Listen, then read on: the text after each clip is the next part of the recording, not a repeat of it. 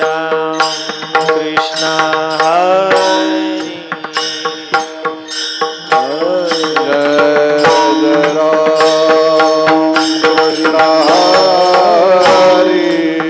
हरी हरे हरे जय जय राम कृष्ण जय जय राम कृष्ण हरे जय जय राम कृष्ण हरे विठोबा रखुमाई आला हा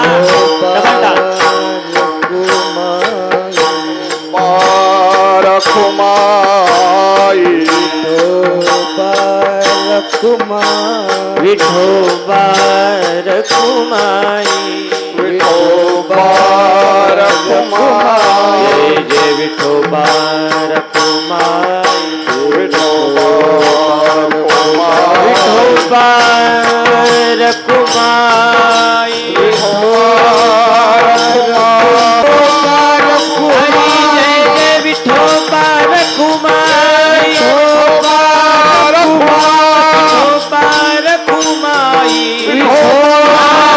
रखुमाई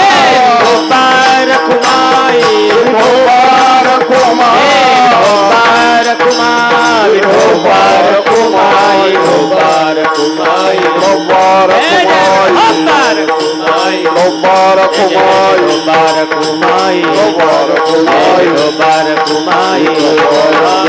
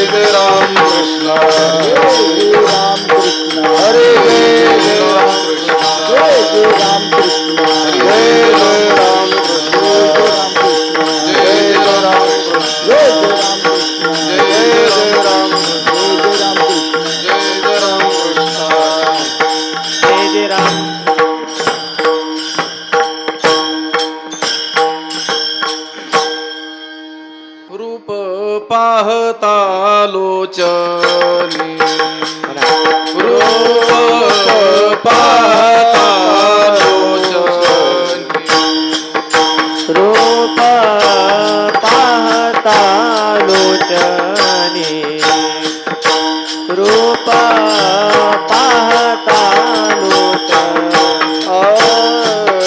रूप पाहता लोचनी रूप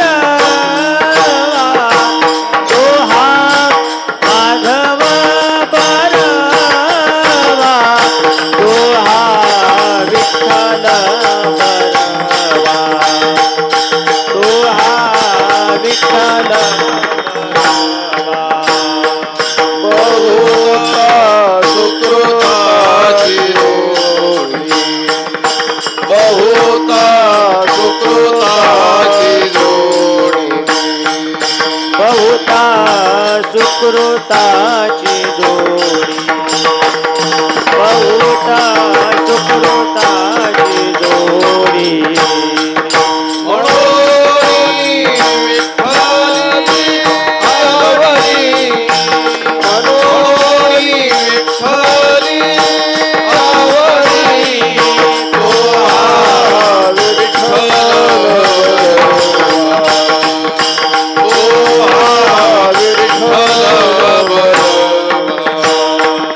मनोनी विठ्ठली आवडी मनोनी विठ्ठली आवडी तो हा विठ्ठल बरवा तो हा विठ्ठल बरवा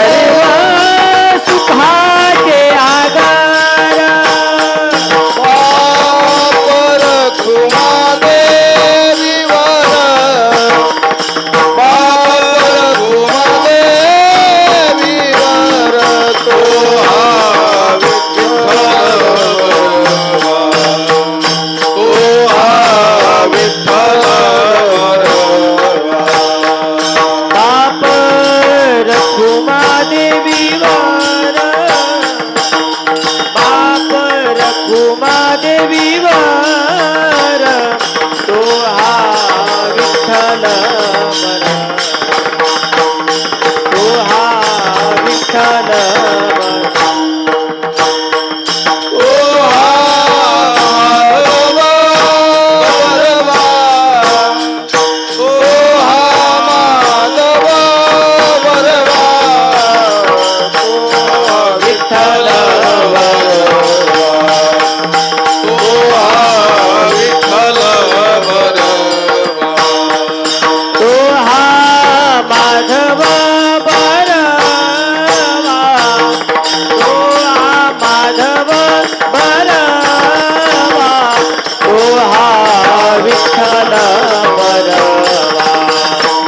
तो हा विठ्ठल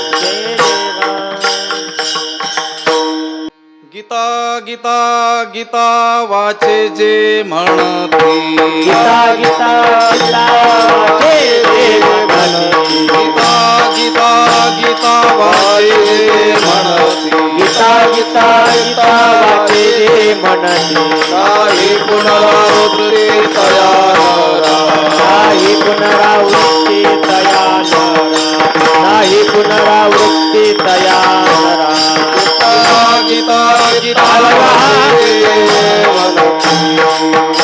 वाचे जे म्हणती गीता गीता गीता वाचे गीता गीता गीता वाचे जे म्हणती नाही पुनरावृत्ती तया नाही पुनरावृत्ती तया नाही पुनरावृत्ती तया नरा नित्यनेम वाचे वदता अक्षरे नित्यनेम वाचे वदता अक्षरे नित्यनेम वाचे वदता अक्षरे नित्यनेम वाचे वदता भवसिंधुतरे अर्धाक्षरी भवसिंधुतरे अर्धाक्षणे भवसिंधुतरे अर्धाक्षणे एका जनार्दनी दयाचा हाने एका जनार्दनी दयाचा हाने एका जनार्दनी दयाचा हाने एका जनार्दनी दयाचा अया पुरुषमान विसंबे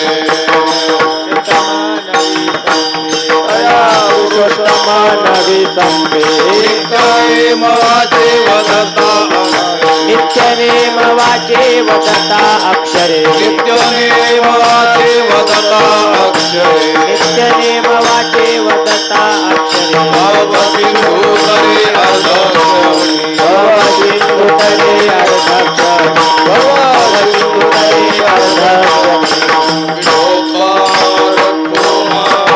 हरी विठोबा रखुमाई जय जय विठोबा रखुमाई विठोबा रखुमाई विठोबा रखुमाई विठोबा रखुमाई जय जय विठोबा रखुमाई विठोबा रखुमाई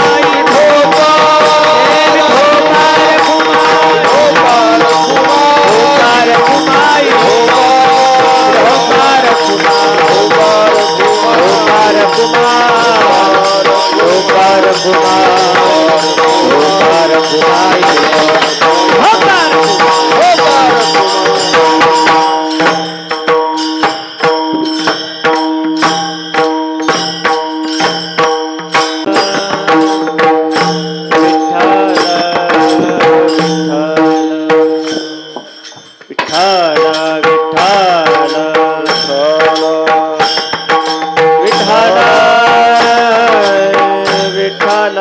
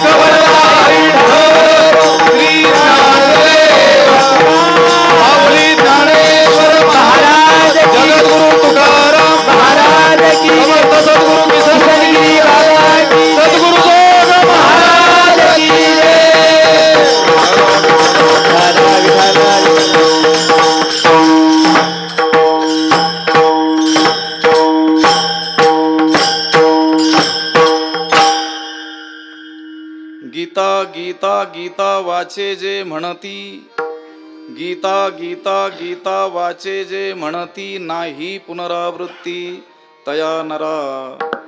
नित्यनेम वाचे वदता अक्षरे, भवसिंधू तरे अर्धक्षणी. एका जनार्दनी जयाचा हा नेम, तया पुरुषोत्तम न विसंबे. नित्यनेम वाचे वदता अक्षरे, भवसिंधू तरे अर्धक्षणी. विठ्ठल विठ्ठल विठ्ठल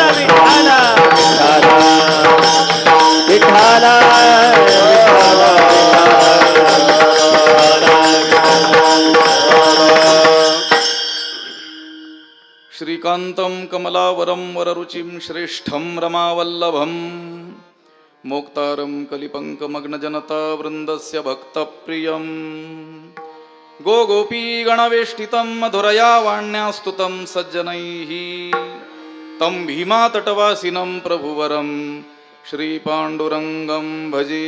पाण्डुरङ्गा करो प्रथम नमन, पांडुरंगा करो प्रथम पाण्डुरङ्गा करो प्रथम, पांडुरंगा करो प्रथम नमन. दुसरे चरणा संतांचिया, दुसरे चरणा संतांचिया. पंचकृपादाने पंचकृपादाने कथेचा विचार, पंचकृपादाने पंचकृपादाने कथेचा विचार. बाबाजी सद्गुरुदास गुरुदास बाबाजी सद्गुरुदास. जरा जन्म विनाशाय देह शुद्धीकराय च, दिगंबर दयामूर्ते दत्तात्रेय नमोस्तुते. नमामि सद्गुरुं शान्तं सच्चिदानंद विग्रहं, पूर्ण ब्रह्म परानंद मीशमालंदी वल्लभं. नमो सद्गुरु तुकया ज्ञानदीपा, नमो सद्गुरु सच्चिदानंद रूपा. नमो सद्गुरु भक्त कल्याणमूर्ती, नमो सद्गुरु भास्करा पूर्ण कीर्ती. अखंड मंडलाकारं व्याप्तं येन चराचरं, तत्पदं दर्शितं येन तस्मै श्री गुरवे नमः. जयांची किलिया स्मरण, होय सकळ विद्यांचे अधिकरण. तेची बंधू श्री चरण श्री गुरूंचे, ते नमस्कारोनी आता. गीता गीता गीता वाचे जे म्हणती, नाही पुनरावृत्ती तया नरा. नित्यनेम वाचे वदता अक्षरे, भवसिंधू तरे अर्धक्षणी. प्राप्तस्थळी कीर्तनरूपी सेवेकरिता उपस्थित केलेला हा अभंग शांतीब्रह्म संत श्री एकनाथ महाराज यांचा असून, या अभंगद्वारे नाथ महाराजांनी गीता गीता गीता या शब्दाच्या उच्चारणाचं किंवा गीता पठनाचं फळ सांगितलेलं आहे. विठ्ठल विठ्ठल विठ्ठल विठ्ठल. या पुण्यपावन श्री क्षेत्र देवगडमध्ये भगवान दत्तात्रयांच्या या पवित्र प्रांगणामध्ये ब्रह्मलीन संत किसनगिरी महाराजांच्या या पावन दरबारामध्ये आणि गुरुवर्य बाबांच्या सन्मुख आपण ही जी सेवा करतो आहोत, श्री दत्त जयंतीचा हा महोत्सव आणि त्या महोत्सवातील गीता जयंतीची जी कीर्तनाची सेवा पूर्वापार श्री संत ज्ञानेश्वर महाराज संस्थानाकडे असल्यामुळं ती पर्यायाने माझ्याकडे आलेली आहे. वैकुंठवासी गुरुवर्य वंशी बाबांपासून ही सेवा या ठिकाणी चालत आलेली आहे. गेल्या वर्षीपासून गुरुवर्य बाबांच्या आज्ञेनं ही सेवा करण्याची सुसंधी सुयोग मला प्राप्त झालेला आहे. इथं नेवासेला येण्याच्या पूर्वी देखील गुरुवर्य बाबांनी ब्रह्मलीन किसनगिरी बाबांच्या पुण्यतिथीच्या महोत्सवामध्ये जागराची कीर्तनाची सेवा दिली होती. आणि त्यावेळेस माझ्याकडून बोलण्यात गेलं की बाबांसारख्यांनी आपल्याला हा कीर्तन करण्याच्या योग्यतेचा आहे एवढं मानलं, हीच आपल्यावर त्यांची कृपा आहे. विठ्ठल विठ्ठल विठ्ठल. आपली योग्यता आहे की नाही ठाऊक नाही, पण त्यांनी असं मानलं की ह्याला कीर्तन करता येऊ शकतं, ही त्यांची काय आहे कृपा आहे. महात्म्यांबद्दल बोलताना भर्तृहरींनी म्हटलेलं आहे मनसी वचसी कायी पुण्यपीयूष पूर्णास त्रिभुवनमुपकारी श्रेणीभि प्रीणयन्तः परगुण परमाणून पर्वतीकृत्य नित्यम निज हृदय विकसंत संती संत कियंतः. अर्थ सांगतो त्या श्लोकाचा. बाबांसारख्या महापुरुषांना दृष्टीसमोर ठेवूनच अशा या श्लोकादिकांची रचना झालेली आहे. शास्त्रामध्ये जिथं कुठं ज्ञानी महापुरुषांचं वर्णन येतं किंवा गीतेच्या संबंधानं बोलायचं असेल तर स्थितप्रज्ञाचं म्हणून जिथं वर्णन येतं, ज्ञानी पुरुषाची लक्षणं म्हणून जिथं कुठं सांगितली जातात, त्रिगुणातीताचं वर्णन जिथं कुठं येतं किंवा भक्ताची लक्षणं म्हणून जी वर्णन केली जातात ती सर्व बाबांसारख्या महापुरुषांना डोळ्यासमोर ठेवून केलेली असतात. विठ्ठल ही स्थितप्रज्ञाधिकांची वर्णन म्हणजे केवळ कवी कल्पना नाही आहेत की असा माणूस जगात कोणी उपलब्ध नाही त्याचं केवळ वर्णन केलेलं आहे, अशी काही कवी कल्पना ती नाही आहे. तुरळक का होईना, विरळ का होईना, पण असे महात्मे या भूतलावरती आहेत आणि हीच या भूमंडळाची काय आहे, शोभा आहे. खरं तर ज्यांच्या या पावन दरबारामध्ये आणि ज्यांच्या जयंती उत्सवानिमित्तानं हा सोहळा संपन्न होतो आहे, भगवान दत्तात्रयांनी अवधूत गीतेमध्ये म्हटलेलं आहे, द्वित्रीणाम उपजायते अद्वैतवासनाम पुंसाम द्वित्रीणाम उपजायते. जगामध्ये असे महात्मे 2-3च असतात. विठ्ठल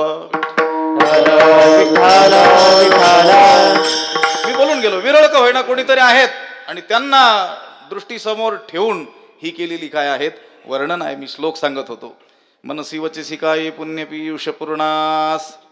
ज्यांचं मन, ज्यांची वाणी, ज्यांची काया ही पुण्यरूपी अमृताने परिपूर्ण भरलेली आहे. त्यांच्या शरीराकडून होणाऱ्या ज्या क्रिया आहेत त्या देखील अमृतासम जगाला संजीवनी देणाऱ्या आहेत.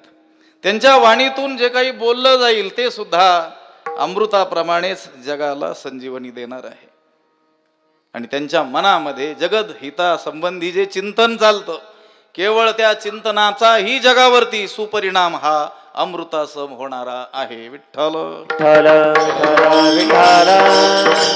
विठ्ठल. अशा महात्म्यांना प्रत्यक्ष कृतीच करावी लागते असंही काही नाही. त्यांनी केवळ जगत कल्याणाची भावना मनामध्ये बाळगली तरी जगाचं काय होत असतं, कल्याण होत असतं. ज्ञानोबरायांच्या एका ओवीचा एक अंश मला आपल्याला सांगावं लागेल. सुखासी चढावा जयाचे असणे. ज्ञानोबराय म्हणतात, या जगामध्ये जे काही यत्किंचित सुख आपल्याला अनुभवायला मिळतात ती काही आपल्या प्रयत्नाने आपल्याला मिळत नाही आहे. कारण आपला सगळा प्रयत्न दुःख मिळावा असाच आहे. माझं बोललेलं लक्षात आलं तर बरं होईल. आपला सगळा प्रयत्न असा आहे की आपल्याला दुःखच प्राप्त व्हावेत, म्हणजे आता जेवढे आहेत त्याच्यापेक्षा जास्त व्हावेत एवढा आपला प्रयत्न आहे. पण तरी देखील आपल्याला कुठंतरी सुखाचा अनुभव येतो, ते आपल्या कृतीचं फळ नाही आहे. तर असे महात्मे जगात आहेत, त्यांच्या अस्तित्वाचा तो पुरावा आहे. विठ्ठल विठ्ठल विठ्ठल. सूर्य उगवल्यानंतर जगातील प्रकाश बघूनच आपण अनुमान लावू शकतो की सूर्य आकाशामध्ये उदित झालेला आहे. घराबाहेर येऊन आकाशाकडे वरती बघून मग सांगावं लागतं असं काही नाही आहे. उजेड आहे याचा अर्थ सूर्य जगात उगवलेला आहे. भले आकाशात ढग आल्यामुळे तो आता दिसत नसला तरी देखील सूर्य उगवलेला आहे याचा तो प्रकाश पुरावा आहे. अगदी त्याचप्रमाणे आपला प्रयत्न दुःखाचा असताना सुद्धा काही का अंशी होईना सुख आपल्याला अनुभवायला मिळतात. हे त्या संतांचं जगात असण्याचं लक्षण आहे. विठ्ठल विठ्ठल त्यांना प्रत्यक्ष शरीराने कृतीच करावी लागते असंही नाही, पण तरी देखील ते केल्याशिवाय राहत नाहीत. वाणीनं देखील जगाच्या कल्याणाकरिता सदैव जगदहिताचा उपदेश ते आपल्याला करताना आढळतात. जयाचे बिसाट शब्द सुखे म्हणो येती वेद किंवा सहज बोलणे हित उपदेश करोणी सायास शिकविती. याभी स्वैर कथास्तेषाम उपदेशाः भवन्तिताः भवभूतींनी असं म्हटलेलं आहे. ते स्वैर जरी बोलले तरी ते त्यांचं स्वैर बोललेलं सुद्धा जगाच्या कल्याणासाठीच असतं. विठ्ठल ज्यांच्या मनामध्ये, वाणीमध्ये आणि शरीरामध्ये देखील पुण्यरूपी अमृत भरलेला आहे. मनसी मुखी अमृताची वाणी, मुखी अमृताची वाणी, मुखी अमृताची अमृताची वाणी मुखी अमृताची वाणी मुखी अमृताची वाणी मुखी अमृताची वाणी मुखी अमृताची वाणी देवाचे कारणी देवाचे कारणी मुखी अमृताची वाणी मुखी अमृताची वाणी देवाची कारणी देवाची कारणी मुखी अमृताची वाणी मुखी अमृताची वाणी मुखी अमृताची वाणी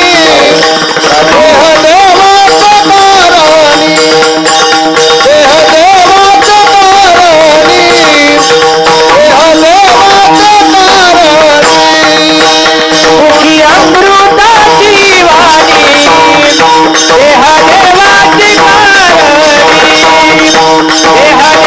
देवाची कारणी देवाची मुखी अमृताची वाणी देवाची कारणी मुखामध्ये सतत अमृतमय वाणी ज्यांचं मुख किंवा ज्यांची वाणी ही अमृत वचनांनी भरलेली आहे. आता खरं तर बाबांचं वर्णन त्यांच्या समोर करणं हे त्यांना रुचणारं जरी नसलं तरी शास्त्राची आज्ञा आहे प्रत्यक्षे गुरवो स्तुत्या विठ्ठल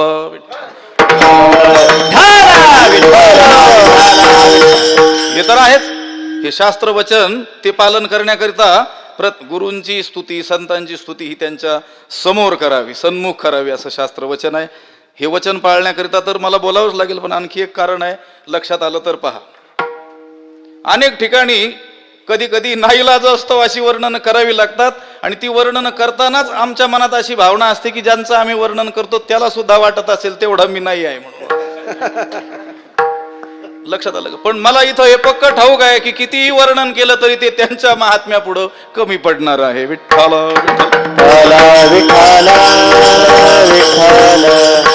कळालं तर ठीक नाही ते काही अडचण नाही आहे. मनसी वचसी काय पुण्य पियुष पूर्णास त्रिभुवनमुपकार श्रेणी प्रीणयंता. आणि या त्रैलोक्यावरती ते सदोदित काय करतात उपकारच करत असतात. इथे उपकारासाठी आले घरजा वैकुंठी किंवा त्यांचा कार्यभाग साधल्यानंतर म्हणा तुका म्हणे आता उरलो उपकारा पुरता केवळ या जगावरतीच नाही तर त्रैलोक्यावरती त्यांचे काय असतात अगणित असे उपकार असतात. उपकारासाठी केले हे उपाय केले विनकाय काढ आमा केले विनकाय काढ आमा. उपकारासाठी केले उपाय केले विनकाय काढामा केले विनकाय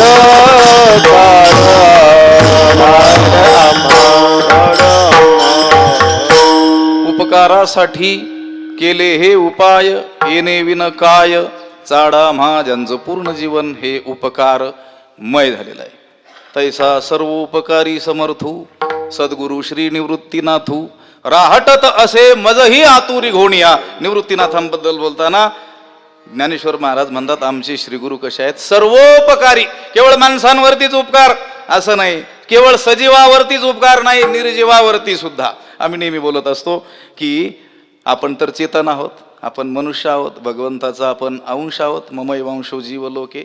आपल्यामध्ये त्यांच्या सानिध्यानं परिवर्तन होईल यात काही नवल नाही आहे कारण त्यांच्यात तेवढं महात्म्य आहे. पण ज्याला जड वस्तू अशी म्हटली जाते त्या जड वस्तूमध्ये देखील परिवर्तन करण्याचं सामर्थ्य संतांमध्ये असतं. तो जे उती वास पाहे ते उती सुखाची सृष्टी होय तो म्हणे ते थरा हे महाबोधू. पुढचा भाग सोडून द्या. पण तो जयाकडे वास पाहे ते उती सुखाची सृष्टी होय.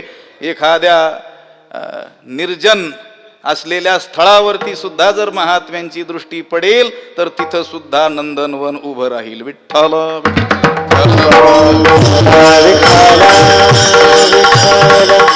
उपकारमय जीवन आणि मला जी पंक्ती सांगायची आहे, परगुण परमाणून पर्वती कृत्य नित्यम. आणि दुसऱ्याच्या ठाई असलेला अगदी परमाणू एवढा अणुमात्र असलेला गुण त्याला सुद्धा पर्वत प्राय जे पाहतात, असे संत या जगात किती आहेत? किती आहेत म्हणजे थोडे आहेत. ते इथे आहेत. विठ्ठल आपल्याला दुसऱ्यांच्या गुणांच्या ठाई दोष बघण्याची काय आहे? बुद्धी आहे. पण दुसऱ्यामध्ये अणुमात्र असलेला गुण सुद्धा ज्यांना पर्वत प्राय दिसतो, असे महात्मे या जगात किती आहेत? तो प्रश्न विचारतो. संती संत कियंत, असे संत किती आहेत? थोडे आहेत. लक्षात आलं का? मग थोडे संत असे असलेले, थोडे असलेले संत जर आपल्याला परमात्म कृपेनं लाभले असतील, तर आपण बोलायला कंजूसी का करावी? विठ्ठल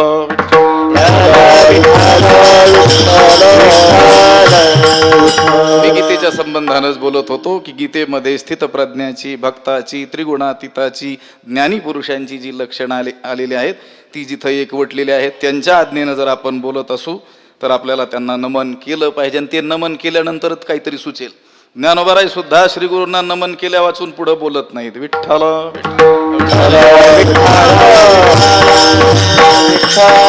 आजचा हा जो प्रसंग आहे, गीता जयंतीचा आजचा दिवस आहे.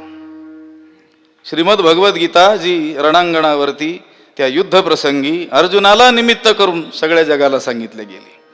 अर्जुनम निमित्तीकृत्य आह भगवान वासुदेव, हा गीता भाष्यामध्ये भगवान शंकराचार्यांनी म्हटलेलं आहे. त्याचंच रूपांतरण ज्ञानोबारायांनी केलं आहे.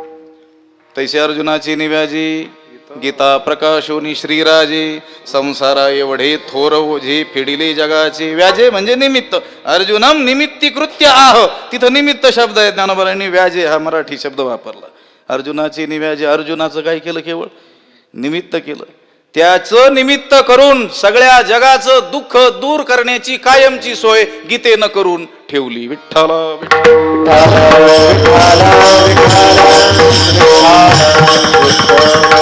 परत लक्षात घ्या, अर्जुनाला केवळ काय केलेलं आहे? निमित्त केलेलं आहे. त्याला निमित्त केलं, पण सगळ्या जगासाठी हे तत्वज्ञान भगवंतानं दिलेलं आढळतं. म्हणून तर त्याचं जे महत्व आहे ते सार्वकालीन आहे.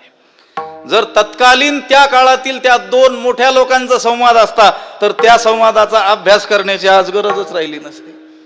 ते काय आहे? ते एकमेकात बोलले असतील. उगा कथा कादंबरी किंवा काही वर्णनं जी आढळतात त्याप्रमाणे आपण वाचून ती गीता ठेवून दिली असती पुस्तकामध्ये. पुन्हा पुन्हा त्याची आवर्तन आपल्याला करावी लागतात. भले त्या अर्जुनाला अनेक वेळेस नाही ऐकावं लागली गीता. तो प्रज्ञाकांता, प्रज्ञा पृथ्वीचा राव, शब्द तत्व सारज्ञ, असं वर्णन ज्ञानोबारायांनी त्याचं केलेलं आहे. तो महाबुद्धिवान होता. त्याला काही पुन्हा हे देवा मला काही कळालं नाही, एकदा ऐकून पुन्हा सांग, असं काही म्हणण्याची वेळ आली नाही. पण आपल्यासारख्याला मात्र त्याची पुन्हा पुन्हा काय करावी लागतात? आवर्तनं करावी लागतात. विठ्ठल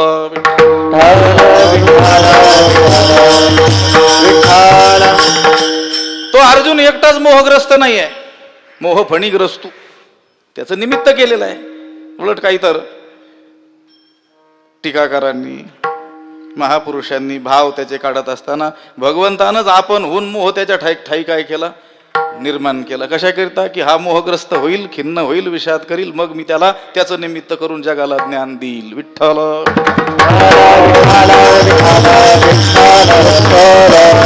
सगळे जगत आपण सर्वजण मोहग्रस्त आहोत. शोभन अशोभन, सत्यासत्य, नित्यानित्य, आत्मा अनात्मसु विपर्यय हा मोह. असं मोह शब्दाचं चिंतन महाभारताचे भाष्यकार नीळकंठांनी भाष्यामध्ये केलेलं आहे.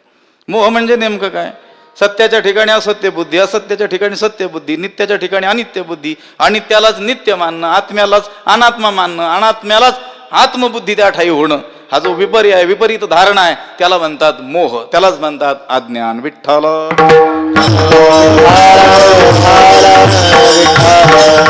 आणि या अज्ञानापोटी सगळ्या जीवांना जन्म मरणाचे दुःख भोगावे लागत आहेत. किती वेळा जन्मा यावे, नित्य व्हावे फजित. नित्य फजिती जीवाची जी चाललेली आहे, पुन्हा पुन्हा जन्माला यायचं. पुनरपी जननम पुनरपी मरणम पुनरपी जननी जठरी शयनम इह संसारे. हा संसार आहे. जन्माला येणं, पुन्हा पुन्हा जन्माला येणं, पुन्हा पुन्हा मरणं. आणि हा जो संसार आहे, हा दुःखरूप असलेला जो संसार आहे, ही जी पुनरावृत्ती आहे, तिचं मूळ कारण आहे अज्ञान. त्याचं मूळ कारण आहे मोह. ही व्यवहारातील होणारी लहान मोठी दुःख आहेत, याची तर गंतीच नाही आहे. पण खरी दुःख आहेत, जन्मदुःखम, जरा दुःखम, जाया दुःखम, पुन्हा पुन्हा अंतकाले महत् दुःखम तस्माद जागृही जागृही. शास्त्रानं आपल्याला जागृती दिलेली आहे. जन्माचं दुःख, म्हातारपणाचं दुःख, मरणाचं दुःख, जायचं म्हणजे कुटुंबाचंही दुःख म्हटलेलं आहे. ते स्वानुभवी तुम्ही आहात. विठ्ठल विठ्ठल विठ्ठल आणि हे सगळे दुःख कशामुळे भोगावे लागतात? मोहामुळं. तो एकटा अर्जुनच मोहग्रस्त नाही आहे. आपण सर्वजण काय आहोत? मोहग्रस्त आहोत. शास्त्रकारांनी तर सांगितलं, सगळं जगच मोहरूपी मदिरा पिऊन उन्मत्त झालेला आहे. पीत्वा मोहमयीम प्रमाद मदिराम उन्मत्त भूतैन जगत. विठ्ठल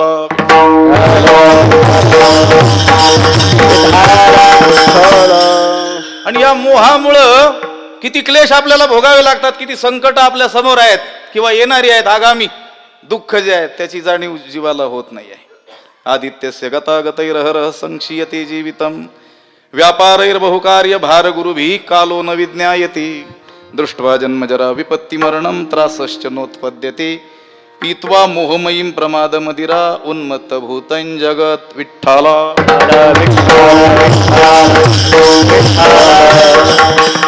कशावरून बरं आपण सगळे मोहग्रस्त आहोत?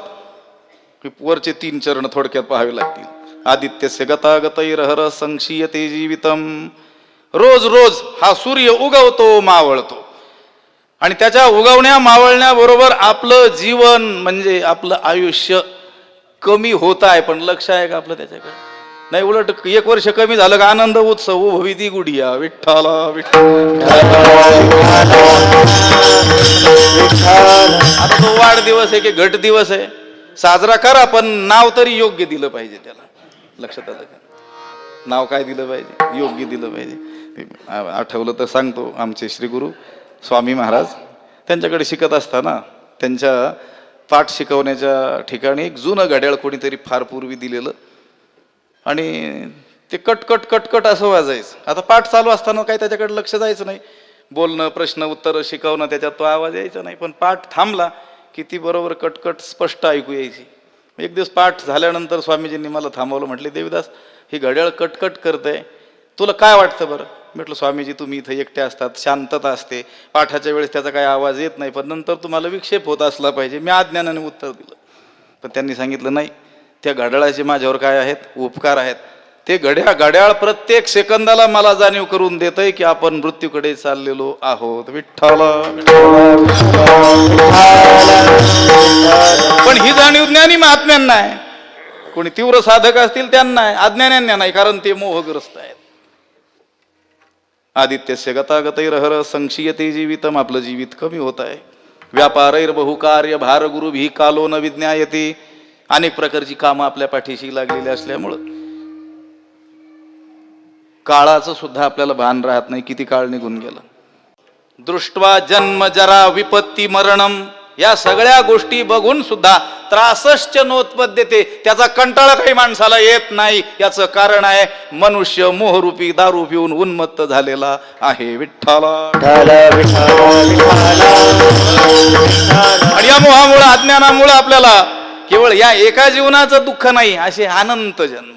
मनुष्य जन्म तर हा सर्वश्रेष्ठ म्हणून भगवंतानं आपल्याला त्याच्या प्राप्तीचं साधन म्हणून दिलेलं आहे.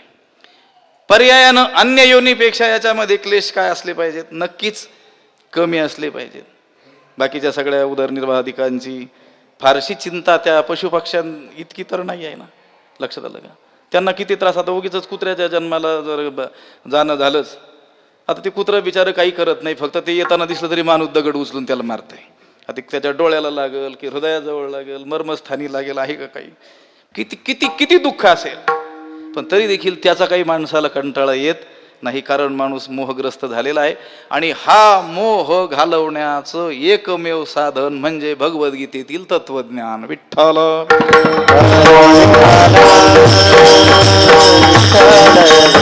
अर्जुनानं सुद्धा सांगितलं, नष्टो मोह स्मृतिर्लब्धा त्वत्प्रसादान्मयाच्युत स्थितोस्मि गत संदेह करिष्ये वचनं तव. नष्टो मोह, माझा मोह काय झाला?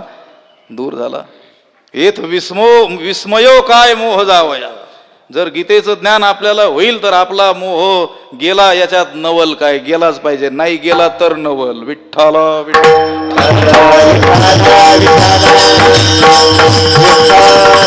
मग त्या गीतेतील ज्ञान मिळवायचंय, अक्षर ओळख झाली पाहिजे, अर्थाची काय झाली पाहिजे, ओळख झाली पाहिजे, अर्थरूपता देखील काय झाली पाहिजे, क्रमाक्रमाने प्राप्त झाली पाहिजे. गेल्या वर्षी या अभंगाचं काहीसं चिंतन आपण केलेलं आहे, पण समग्र चिंतन एकाच कीर्तनात होईल असं काही सांगता येत नाही. गुरुनाम गुरु जोग महाराज सांगत असत, असं मोठ्या लोकांकडून ऐकलं की एका कीर्तनकारानं वेगवेगळ्या रीतीनं अभ्यास करून एका अभंगावरती कमीत कमी 100 कीर्तन करावीत, तेव्हा तो अभंग त्या कीर्तनकाराला कळेल. विठ्ठल कीर्तनकाराला कळेल. आणि 100 वेळेस वेगवेगळी चिंतन करून बरं का, तेच करून नाही, तशी तर हजार झाली असतील काहींच्या, असं वेगवेगळी चिंतन करून. कारण ते अल्पाक्षरम संदिग्धम सारवद विश्वतो मुखमस्तो भमणवद्यांच्या सूत्रम सूत्र विदो विदुः, ती अक्षर आहेत अल्प, पण विश्वाला गवसणी घालणारा अर्थ त्याच्यामध्ये आहे. जैसे बिंब तरी बचकीची एवढे, परिप्रकाशासी त्रैलोक्य थोकडे, शब्दाची व्याप्ती तेने पाडे, अनुभवावी ज्ञानोबराय म्हणतात. आम्ही अशा समर्थ शब्दांची योजना आमच्या या ग्रंथांमध्ये करणार आहोत की त्या शब्दांचे जे अर्थ आहेत त्याचा व्यापकपणा किती आहे. उदाहरण दिलेलं आहे, जैसे बिंब तरी बचकीची एवढे, माध्यान्नाला जर सूर्य आला आकाश मंडळामध्ये तर या भूमंडळावरून ज्यावेळेस आपण पाहतो तो बचकेत मावेल एवढाच आहे. बचक शब्द वापरलेला आहे. मुठभर या प्रमाण भाषेतील शब्दाला पर्यायी ग्रामीण शब्द बचक भर हा आहे. शहरी लोकांना विचारलं किती घेतले फुटाणे शेंगदाणे, किती म्हणेल तो मूठ भर घेतले वगैरे असं बोलत. आणि तेच जर खेडूताला विचारलं घेतले बचक भर, लक्षात आलं का, बचक. सूर्यबिंब बचकेत मावेल एवढंच आहे, पण म्हणून काय त्याचा प्रकाश तेवढा आहे का, नाही. परिप्रकाशासी त्रैलोक्य थोकडे, लक्षात आलं का. आता इथं उपमा दृष्टांताचा अलंकाराधिकाचा उपयोग आपल्याला करता येऊ शकतो. कसा, जरी जैसे बिंब तरी बचकीची एवढे. गुरुवर्य परमपूज्य शांतीब्रह्म बाबा यांनी आपल्या आयुष्यामध्ये जे काही कार्यक्षेत्र आखून घेतलं, जे काही कार्य केलं, बिंब तरी बचकीची एवढे, परिप्रकाशासी त्रैलोक्य थोकडे. विठ्ठल त्यांच्याच कृपेनं, सद्गुरु बाबांच्याच कृपेनं. लक्षात आलं का. आता ज्या जोड्या आहेत पहा शास्त्रामध्ये गुरु शिष्यांच्या, गुरूंनी आपल्याला लपवून ठेवून आपल्या शिष्याला काय केलेलं आहे, जगामध्ये प्रकट केले. सद्गुरु श्री निवृत्तीनाथांनी आपल्याला काय केलं, लपवून ठेवलं, जगापुढे कोणाला आणलं, संत श्री ज्ञानोबरायांना आणलं. असे अनेक जोड्या. स्वामी विवेकानंदांचे गुरु रामकृष्ण परमहंस यांनी आपल्याला लपवून ठेवून सगळ्या जगाच्या समोर कोणाला आणलं, विवेकानंदांना आणलं. शिष्यात इच्छेत पराजयम असं सूत्र आहे संस्कृत भाषेत. शिष्याकडून गुरु, खरा गुरु पराजयाची इच्छा करतो, म्हणजे आपण जेवढं कार्य केलं त्यापेक्षाही अधिक पटीनं आपल्या शिष्याने करावं. विठ्ठल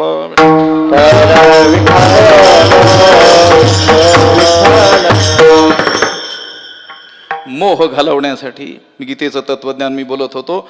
परिप्रकाशासी त्रैलोक्य थोकडे, त्याप्रमाणे आमच्या शब्दांच्या अर्थाची व्याप्ती आहे, अनुभवावी म्हणजे तुम्ही काय करावी, जाणावी. तैसा वाग विलास विस्तारू, पण गीतार्थेसी विश्वभरू आनंदाचे आवारू, मांडू जगा ज्ञानोबराय म्हणतात. महाभारतामध्ये एक वचन येतं, त्याच्यात 4 असे प्रकार केलेले आहेत. अज्ञेभ्यो ग्रंथिन श्रेष्ठाः, ग्रंथिभ्यो धारिणो वराः, धारिभ्यो ज्ञानिन श्रेष्ठाः, ज्ञानिभ्यो व्यवसायिनः. त्यांनी सांगितलं अगदीच न वाचणारापेक्षा वाचणारा वरियान श्रेष्ठ आहे. वाचतच नाही ज्ञानेश्वरी, वाचता येत नाही म्हणून वाचत नाही, किंवा दुसरंच काहीतरी वाचतो, वेळ मिळत नाही म्हणून वाचत नाही, त्याच्यापेक्षा ज्ञानेश्वरी रोज नियमानं गीता वाचणारा बरा. अज्ञेभ्यो ग्रंथिन श्रेष्ठाः, पण केवळ वाचतो त्याच्यापेक्षा धारिणो वराः, ज्याला पाठ होतं, कंठस्थ होतं, तो बरा. म्हणजे म्हणता येतं, मग जरी पुस्तक समोर नसलं तरी आवर्तन चालता चालता आपण जशी सहस्रनामाधिकाची करतो तसं करता येतं आपल्याला, तो बरा. न वाचणाऱ्यापेक्षा वाचणारा बरा, वाचणाऱ्यापेक्षा ज्याच्या पाठ होतं तो बरा. केवळ पाठ होतं पण अर्थ कळत नाही, त्यापेक्षा अर्थ ज्याला कळतो तो बरा. ज्ञानिन धारिभ्यो ज्ञानिन श्रेष्ठाः, ज्याला अर्थ कळतो तो बरा, पण तो सगळ्यात बरा नाही. ज्ञानीभ्यो व्यवसायिनः, आणि त्या ज्याला अर्थ कळतो त्याच्यापेक्षाही जो तो अर्थ आपल्या जीवनात उतरवतो तो सगळ्यात बरा. विठ्ठल.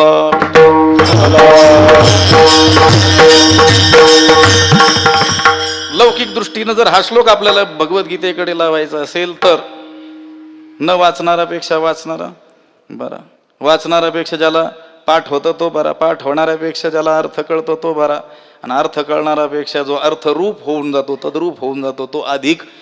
मी अगोदर शब्द वापरला, लौकिक दृष्टीनं जर हा श्लोक लावला तर असा अर्थ निघतो. पण गोष्ट खरी ही आहे की गीतेला वाचता येतं, पाठ होतं, अर्थ कळतो, असं असेल तर अधिकच चांगलं. पण गीता वाचताही येत नाही, पाठही होत नाही. वाचता येते तर पाठ होत नाही, पाठ होते तर अर्थही कळत नाही. अर्थरूपता लांबची गोष्ट राहिली.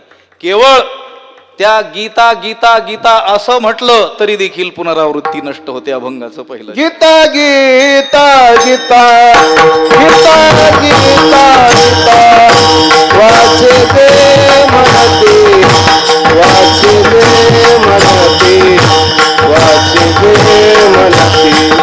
गीता गीता गीता गीता गीता गीता गीता गीता वाचे दे म्हणती, वाचे दे म्हणती, वाचे दे म्हणती. गीता गीता गीता नाही पुनरावृत्ती तयानरा, नाही पुनरावृत्ती तयानरा, नाही पुनरावृत्ती तयानरा, नाही पुनरावृत्ती तयानरा. गीता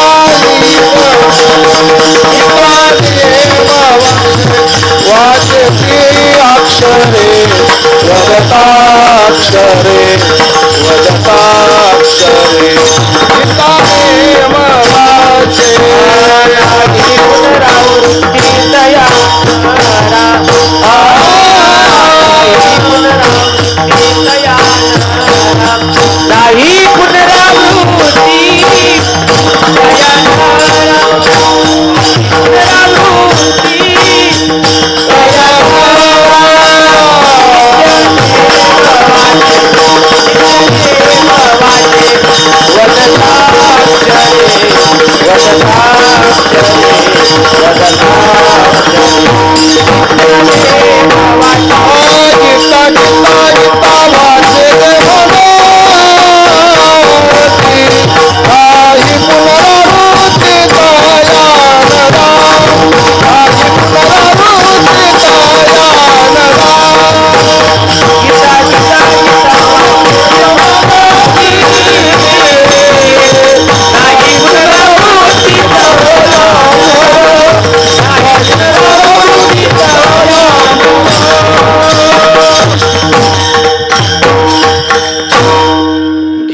गीता गीता वाचे जे म्हणती, नाही पुनरावृत्ती तया नरा. या चरणाचे दोन वेगवेगळे अर्थ आणि संभवणारे अर्थ महापुरुषांनी केलेले आहेत.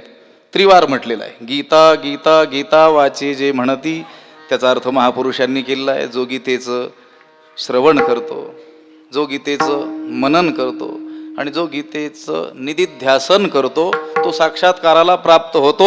आणि साक्षात्काराला प्राप्त झाला, ब्रह्मस्वरूपाला प्राप्त झाला की त्याला पुन्हा पुनरावृत्ती राहत नाही. श्रवण करणारा, श्रवण केल्यानंतर त्या श्रवण केलेल्या विषयाचं मनन करणारा आणि निदिध्यासन करणारा साक्षात्कारापर्यंत निश्चितच पोहोचतो. हा काय आहे? शास्त्राचा क्रम आहे. हा अर्थ तर कोण्याही शास्त्र शिकलेल्या माणसांना किंवा अपाततः का होईना श्रवण ज्याने केलेलं आहे त्यालाही काय होणार आहे? पटण्यासारखं आहे की बाबा कोणत्याही गोष्टीचं ज्ञान प्राप्त करायचं असेल तर त्याचं काय करावं लागेल? अगोदर श्रवण करावं लागेल. भक्ती देखील प्रथम सांगितले श्रवणम, नंतर मग कीर्तनम. कीर्तनम करायचं असलं तर श्रवणम केलं पाहिजे. लक्षात आलं? आपल्याकडे विद्वान शब्दाला प्रतिशब्द अनेक आहेत. 52 शब्द आहेत जवळजवळ संस्कृत भाषेमध्ये. त्याच्यामध्ये बहुश्रुत हा शब्द आलेला आहे. खूप वाचणारा असा शब्द नाही आहे संस्कृतमध्ये. मनाने वाचतो त्याला ज्ञान होत नाही. पुस्तक प्रत्ययाधीतम ना अधीतम गुरुसन्निधौ न शोभते सभामध्ये जारगर्भैव स्त्रिया. दृष्टांत जरा विचित्र दिला, त्याचा काय अर्थ मी सांगत नाही आणि तुम्हाला एक संस्कृत कळत नाही, ही भाग्याची गोष्ट आहे. असं आहे. त्यांनी सांगितलं पुस्तक प्रत्ययाधीतम, केवळ पुस्तकाच्या बळावरती ज्ञानी होण्याचा जो प्रयत्न करतो, ना अधीतम गुरुसन्निधौ, गुरुच्या जवळ बसून ज्ञान मिळवत नाही. न शोभती सभामध्ये, सभेमध्ये तो शोभत नाही. विद्वानांच्या सभेमध्ये, वेड्यांच्या सभेत त्याला विद्वान म्हणतील, फार आमचे महाराज फार विद्वान. असं गुरूंच्या जवळ बसून काय केलं पाहिजे? श्रवण केलं पाहिजे. श्रवणाशिवाय ज्ञान होऊच शकत नाही, वेदांताचा सिद्धांत आहे. विठ्ठल ज्ञानेश्वरीच्या बाबतीत बोलताना देखील सांगितलं, श्रवणाची मिशी बैसावी येऊनी. श्रवण करावं लागेल. म्हणजे श्रवण, जे श्रवण केलं गुरूंजवळ, महापुरुषांजवळ, त्याचं मनन करायचं आणि त्या मनन केलेल्या विषयाचंच निदिध्यासन करायचं. मग तो साक्षात्कारापर्यंत पोहोचतो आणि मग त्याला पुनरावृत्ती राहत नाही. ही तर काय आहे, सरळच असलेली, पटण्यासारखी असलेली गोष्ट आहे. पण इथं जे आपल्याला दिसत आहे स्पष्ट, गीता गीता गीता वाचे जे म्हणते, वाचेन वाणीनं, जे केवळ मुखानं गीता गीता गीता असं म्हणतात.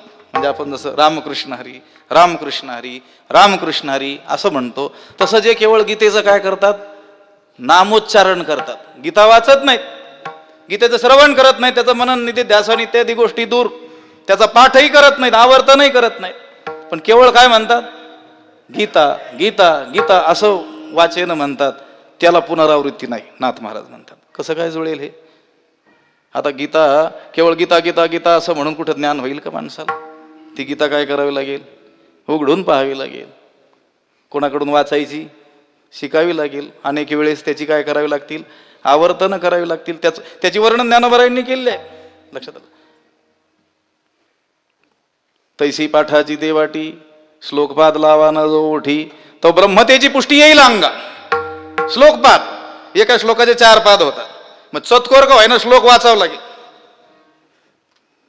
पण इथं काय म्हटले, फक्त गीता गीता. तिथं उदाहरण दिले, तरी लोहे एके अंशे झगटली अपरिसे, एरीकडे अपैसे सुवर्ण होय, तैसी पाठाची तेवाटी, श्लोकपाद लावा न जो ओठी, तो ब्रह्मतेची पुष्टी येईल अंगा. पण तिथं तरी वाचणं आहे. वाचल्यानंतर कधीतरी अर्थ काय होईल, मनामध्ये प्रस्फुरित होईल, नंतर मनन इत्यादी त्याच्याकडून घडेल, क्रमाक्रमाने साक्षात्कारापर्यंत तो पोहोचेल. पण केवळ गीता गीता गीता असं मुखाने म्हटल्यानंतर त्याची पुनरावृत्ती चुकते, असं असं कसं? आता भल्या भल्यांची पुनरावृत्ती चुकत नाही. आ ब्रह्म भुवना लोका पुनरावृत्ती नोर्जुन, एरवी ब्रह्मपणा पदाची पणाची बडसे, न चुकतीची पुनरावृत्तीचे वळसे. त्या ब्रह्मदेवाला देखील पुनरावृत्ती चुकत नाही. पुनरावृत्तीच्या मापा शीघ झाला विठ्ठल.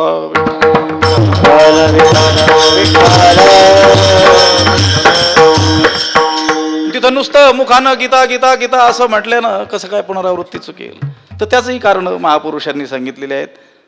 गोष्ट अशी आहे, अन्य सर्व शास्त्र हे वेगळे आहेत आणि गीताशास्त्र हे वेगळं आहे. अन्य शास्त्रामध्ये वाच्य आणि वाचक हा भेद आहेच आहे. ते शास्त्र वाचक आहे आणि त्याचा प्रतिपाद्य विषय ईश्वर तो वाच्य आहे. म्हणजे ग्रंथ वेगळा आणि त्याच्यातील विषय असणारा ईश्वर वेगळा. त्या ग्रंथाचं ज्ञान प्राप्त करून त्या ईश्वराकडे जायचं आहे. ह्या 2 गोष्टी काय आहेत, वेगळ्या आहेत. कोणत्या? वाच्य आणि वाचक. पण वाच्य वाचक एकवटे हे दोन्ही कुठं घडलेलं आहे गीतेमध्ये. कसं काय? तर गीता हे जाणा वाङ्मयी मूर्ती श्री मूर्ती प्रभूची. ज्ञानोबराय म्हणतात आणखी काय सांगावं आपल्याला. बरंचसं वर्णन केल्यानंतर आणि त्यानंतर म्हणतात की गीता म्हणजे भगवान श्रीकृष्णाची प्रत्यक्ष वाङ्मयीन मूर्ती. म्हणजे गीता म्हणजे कोण? भगवान श्रीकृष्ण. आणि गीतेचा विषय काय आहे? भगवान श्रीकृष्ण. म्हणजे वाच्य आणि वाचक एकवटलेले फक्त आपल्याला भगवद्गीतेत दिसतात. म्हणून गीता गीता गीता असं म्हणणं म्हणजे कृष्ण कृष्ण कृष्ण असं म्हणणं आणि कृष्ण कृष्ण कृष्ण असं म्हटल्यानं मोक्ष मिळणार नाही का मग? विठ्ठला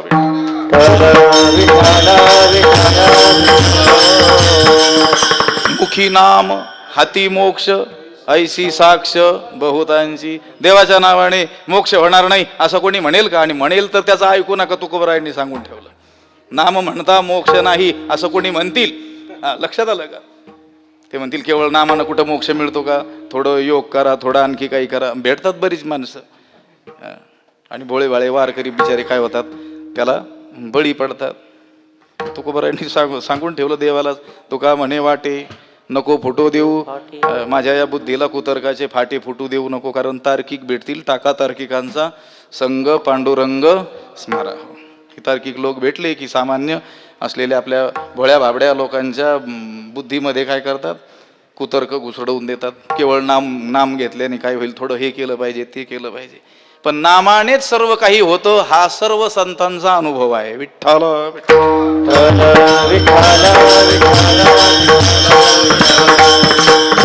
म्हणून गीता गीता गीता असं म्हणणं म्हणजेच राम राम राम असं म्हणणं, कृष्ण कृष्ण कृष्ण असं म्हणणं, राम कृष्ण हरी राम कृष्ण हरी राम कृष्ण हरी, विठ्ठल विठ्ठल विठ्ठल असं म्हणणं ही एकच गोष्ट आहे. आणि त्या नामाने काय मिळणार आहे? मोक्ष मिळणार आहे. नाही पुनरावृत्ती तया नरा हरपली चिंता जन्म मरण, हरपली चिंता जन्म मरण हरपली जन्म मरण हरपली. जनार्दनाचा एका वाचेला गीता, हरपली चिंता जन्म मरण हरपली चिंता. जनार्दनाचा एका वाचेला गीता, हरपली चिंता जन्म मरण हरपली जनार्दनाचा एका वाचे गाये गीता, हरपली चिंता जन्म मरण हरपलं. अवघी चिंता वारली, चिंता देखील काय झाली, हरपली. कशानं? गीता म्हटल्यानं, वाचल्यानं, म्हणजे गीता ग्रंथ उघडून वाचल्यानं म्हणा, किंवा गीता गीता गीता असं मुखानं म्हटल्यानं. विठ्ठला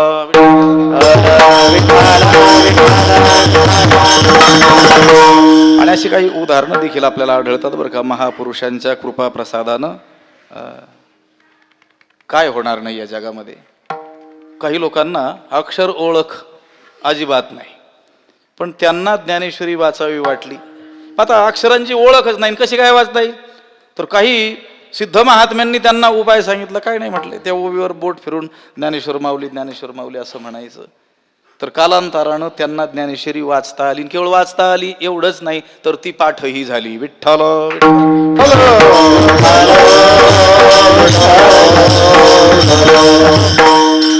आळंदी क्षेत्री असलेले आमचे गुरुवर्य पूजनीय डॉक्टर महाराज, ते नेहमी सांगायचे, त्यांचे गुरु महाराज असलेले आनंदाश्रम स्वामी, त्यांच्या संबंधातील घटना सांगायची. एका आजीबाईनं एक दिवस स्वामीजींचा पाठ संपल्यानंतर तिथंच थांबली. त्यांच्या ज्ञानेश्वरीच्या पाठाला ती यायची, पण शिकलेली नाही, कोणत्याच शाळेत गेली नाही, अक्षर ओळख अजिबात नाही. आणि पाठ संपल्यानंतर तिच्या मनात काय भावना आली कोणास ठाऊक, ज्ञानेश्वरी मला वाचता आली पाहिजे. आणि पाठ संपल्यानंतर तिनं दर्शन घेतलं, चरण न सोडी सर्वथा, चरणच धरले आणि सांगितलं, स्वामीजी मला आशीर्वाद पाहिजे की मला ज्ञानेश्वरी वाचता आली पाहिजे. आम्ही डॉक्टर महाराजांच्या मुखातून हे ऐकलेलं आहे. त्यांनी सांगितलं, माझे चरण सोड म्हटले, आता तू शाळेतच गेली नाही तर तुला वाचता कसं येणार? ते म्हटले, मला बाकी ठाऊक नाही, तुम्ही मला काय दिला पाहिजे? आशीर्वाद दिला पाहिजे. मग त्यांनी उपाय सांगितला, ज्ञानेश्वरी उघडायची, जणू काय आपल्याला वाचता येतो. या आविर्भावामध्ये प्रत्येक ओवीवर बोट फिरवत ज्ञानेश्वर माऊली म्हणायचं. कालांतरानं त्या आजीबाईला ज्ञानेश्वरी वाचता आली. विठ्ठल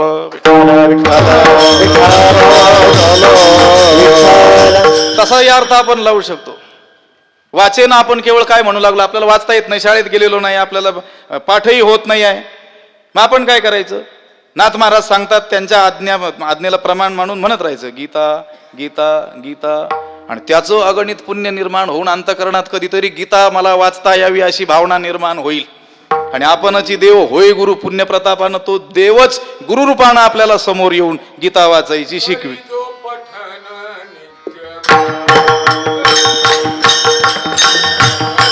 जो पठन नित्य करी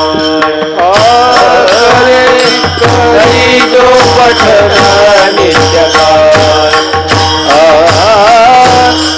जो पठन नित्य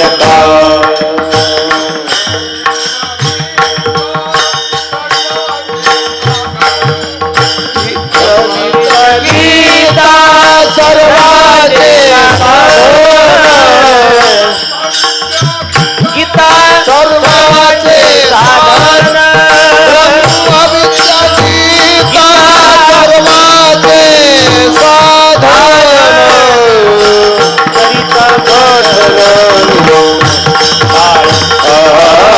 करिता करिता पठन नित्य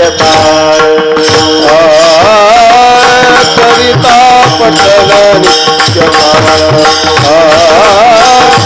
करिता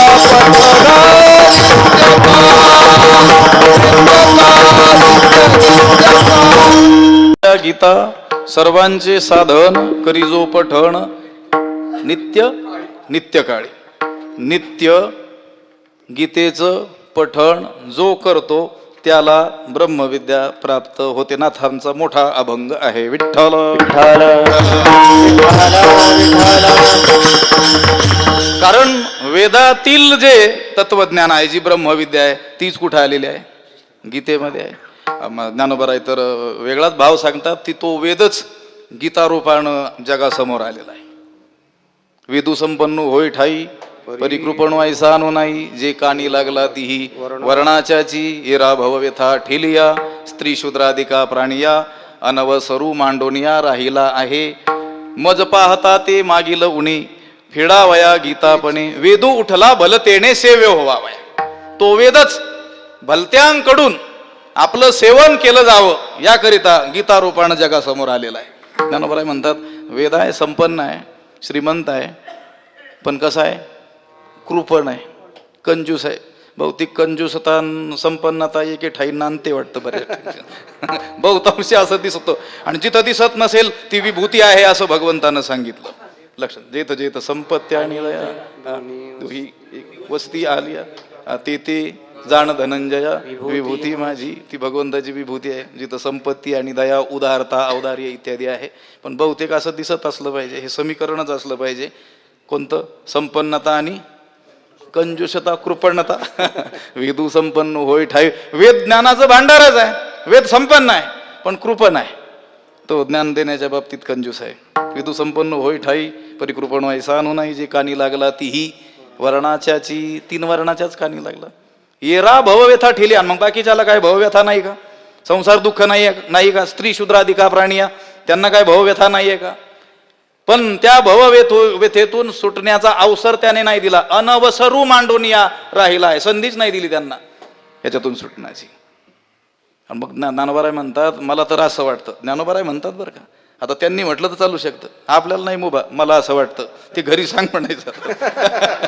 इथं ज्ञानोबारायांना काय वाटतं, नाथ महाराजांना काय वाटतं, तुकोबारायांना काय वाटतं, हे तुला जर ठाऊक असेल तर सांग. लक्षात आलं? हे आपल्याला मुभा नाही मला काय वाटतं असं म्हणायचं. आम्ही सांगतो गमतीनं, हे कुठं सांगायचं घरी, आणि ते ऐकत असतील तरच. विठ्ठल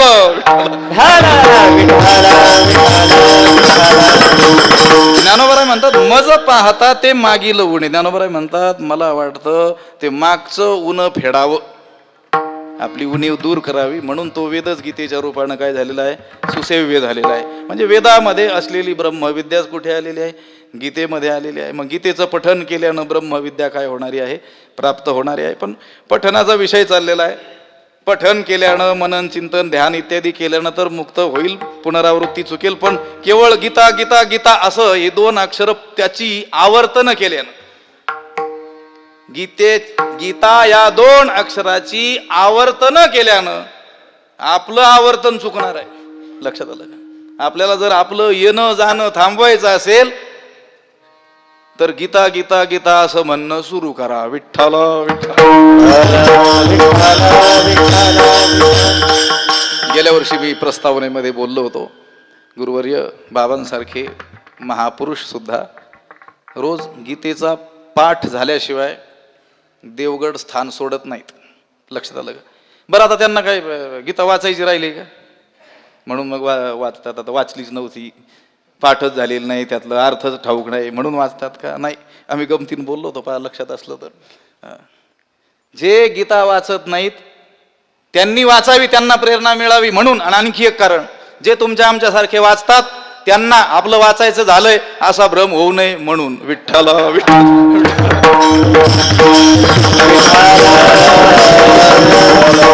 पण ठीक आहे, वाचता येत असेल तर वाचावे, प्रयत्न करावा, नक्की करावा.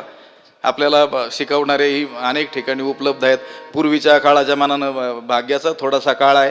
पूर्वी एखाद्याला गीता शिकावी असं वाटलं तर 10-20 किलोमीटर कुठंतरी एखादा मनुष्य त्या जाणकार असलेला तिथं असायचा. आता गावोगावी कोणीतरी विद्यार्थी आपल्या जोग महाराज शिक्षण संस्थेतील आलेले आहेत, ते कमीत कमी गीता तर आपल्याला वाचायची नक्कीच शिकवू शकतात. म्हणून आपल्याला अक्षर ओळख असेल तर वाचावी. पण जर आपल्याला वाचताही येत नसेल तरी हरकत नाही, मुखाने काय म्हणावं, गीता गीता गीता वाचे जे म्हणती, नाही पुनरावृत्ती तया नरा, त्याला पुन्हा त्या नाही मागुता जन्म घेणे. तो जन्माभावरूप मोक्षाला काय होईल, प्राप्त होईल. पण ज्याला वाचता येत आहे त्यानं गीतेचा नित्य पाठ करावा, थोडं का होईना पण नियमाने वाचावं. अभंगाचं दुसरं चरण. नित्याने वाचे बोलता रे, नित्याने वाचे बोलता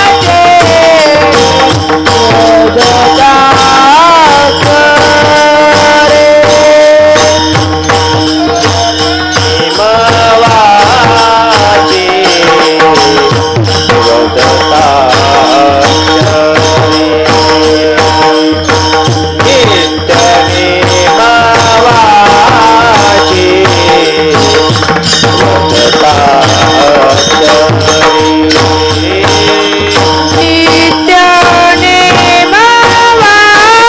वाचे वदता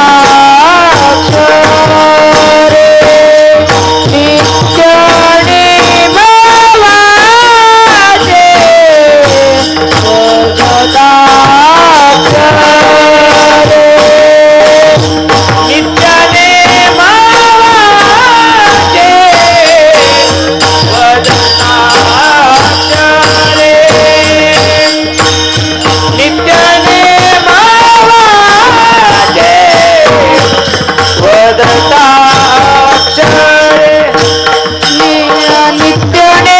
वाचे बोलता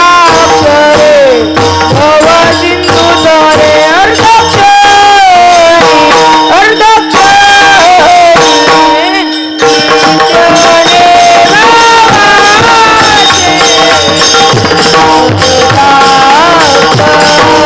रे, नित्याने वाचे वदता नित्याने वाचे वदता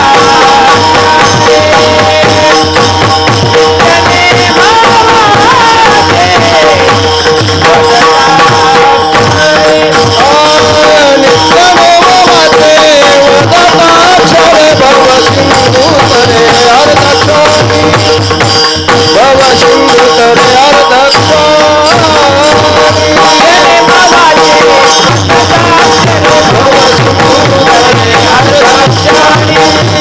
सिंधू तरे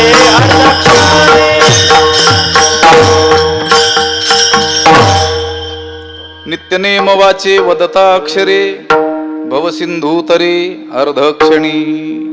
आणि नित्यनेमानं जर त्या गीतेची अक्षर जर आपण वाचली, म्हणजे श्लोक वाचले, ज्ञानोबराय म्हणतात श्लोकपाद लावा ना जो ओठी, एक श्लोक अर्धा श्लोक, त्यातीलही अर्धा का होईना श्लोक, पण नित्यनेम आहे.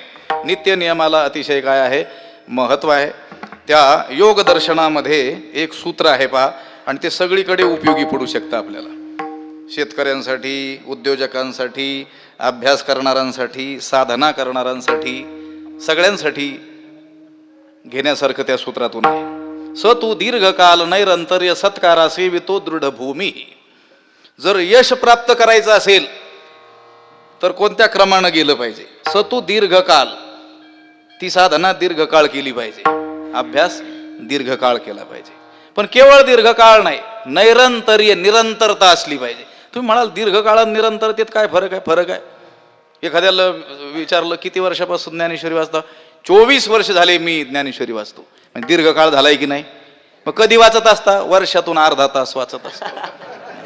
त्याला निरंतरता म्हणता येणार नाही. दीर्घकाळ झाला, 24 वर्ष खूप काळ झाला मोठा, 2 तप झाली, पण नैरंतर्य नाही, निरंतरता नाही. एखाद्याला विचारलं ज्ञानेश्वरी, हो 8-9 तास वाचतो. किती दिवसापासून? आजच सुरू केलं. म्हटलं निरंतरता आहे पण दीर्घकाळ नाही आहे. बरं, दीर्घकाळही आहे, निरंतरताही आहे, पण आदरपूर्वक जर ती साधना नसेल. एखाद्याला विचारलं किती वर्ष झाले वारी? 24 वर्ष झाले वारी करतो. प्रत्येक वारीला हो, एकही वारी चुकवलेली नाही. म्हणजे दीर्घकाळही आहे, निरंतरही आहे. का करता? काय करावं, आमच्या आजोबा करत होते, नंतर वडील करत होते, आता करायला कोणी नाही, मला करावी लागते. आदर नाही आहे. कोणतीही साधना या 3 टप्प्यातून गेली पाहिजे. ती निरंतर झाली पाहिजे, दीर्घकाळ झाली पाहिजे आणि आदरपूर्वक झाली पाहिजे. तरच सिद्धी म्हणजे फळापर्यंत मनुष्य जातो. विठ्ठल.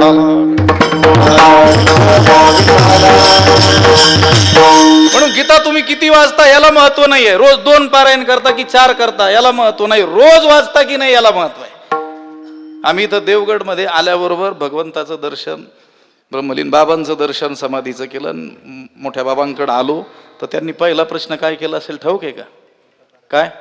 आज मंदिरावर काय केलं, म्हणजे पारायण केलं की नाही. लक्षात आलं का? आणि आपण एकमेकाला भेटलो, काय खाल्लं विचारतो. विठ्ठल.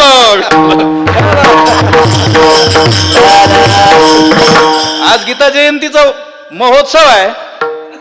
मग आपलं प्रत्येकाचं कर्तव्य, ज्याला वाचता येत आहे, पाठ आहे गीता, त्याने पारायण केलं पाहिजे की नाही. त्यांनी काय विचारलं? साधने संबंधी प्रश्न विचारला. लक्षात आलं का? नाही जेवलं तर काय मरतंय का एक दिवस? लक्षात आलं का? पण त्यांनी काय विचारलं?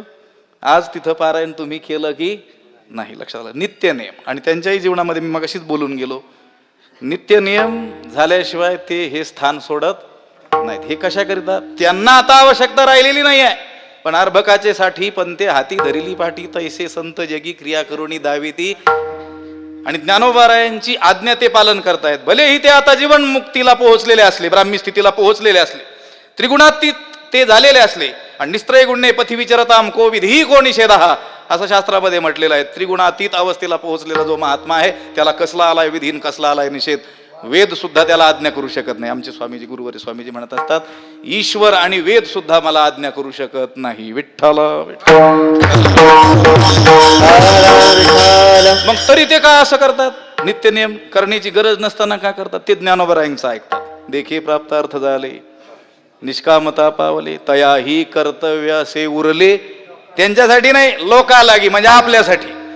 म्हणजे त्यांचं नित्यानं गीतेचं पारायण करणं सुद्धा आपल्याच कल्याणासाठी आहे. विठ्ठल. संतांनी तो परखड भाषेतच सांगितलं, काही नित्य नियमावीन. तुकोबरायांची भाषा आहे ती काय, ज्ञानोबराय थोडेच आहेत उपमान अलंकार दृष्टांत देऊन शालजोडीतून मारायला. ते उघड्या चौकात घेऊन उघड्या अंगाने आसुडाने धाडणारे आहेत. लक्षात आलं का? ज्ञानोबराय देखील मारतात, पण कसं? शाल जोडीतून. एका मोठ्या विद्वानाचं मी ऐकलं होतं, ज्ञानोबराय हे आईच्या हृदयाचे आहेत, ते शाल जोडीतून मारतात. पण लोक इतके निर्लज्ज झालेले आहेत, ते मारलेल्या जोड्याकडे दुर्लक्ष करून शालच पळवून नेतील. पण तुकोबरायांच्या बाबतीत तशी काही सोय नाही आहे. ते चौकात आणून उघडं करून कशाने मारतील? आसोडाने. काही नित्य नियमावीन अन्न खाय तो, असं बोललेलं, भयंकर बोललेलं आहे. पण नित्य नियमाला महत्व आहे. नित्य नियम नामी ते प्राणी दुर्लभ, लक्ष्मी वल्लभ तयाजवळी. म्हणून गीतेचा पाठ, गीतेचं वाचन, पारायण जे करायचंय, मग 1 अध्यायाचा असो, 2 अध्यायाचा असो, अर्धी गीता असो, पूर्ण गीता असो, पण ती कशी झाली पाहिजे? नित्य नियम. नित्य नियम वाची वदता अक्षरी. त्याचं फळ काय? भवसिंधू तरे अर्धक्षणी. पण आता हे जुळत नाही ना. अर्धक्षणी म्हणजे क्षणाचा अर्धा भाग. बोलता बोलता 4-6 क्षण निघून गेले. एवढा कमी काळ ऐका, तेवढ्या काळात काय होईल म्हणे? भवसिंधू तरुण जाल. कधी? नित्य नियमानं गीतेचं वाचन. आता नित्य नियम म्हणजे दररोज वाचल्यानं. आणि किती काळात तरू? हा माझा अर्ध क्षणात तरच असलं, रोज कसं काय वाचायचं? तर गोष्ट अशी आहे, भवसिंधू तरण्याकरिता अर्ध क्षणच पुरेसा आहे. काना वचनाची ये भेटी सरिसाची पै किरीटी वस्तू होऊनी उठी कवणू एकू जो.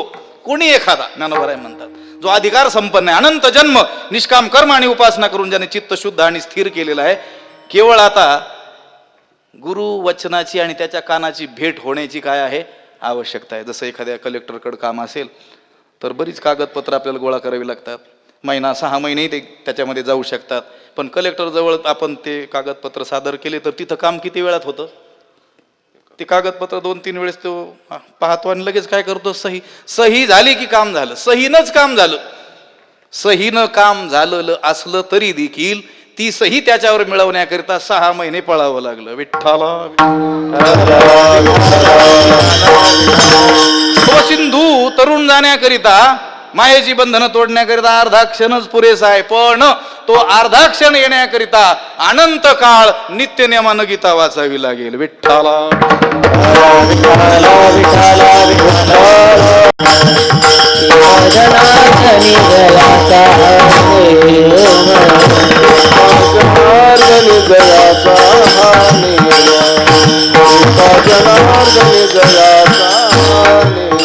तया पुरुषोत्तम नवी संगे, तया पुरुषोत्तम नवी संगे, तया पुरुषोत्तम नवी संगे.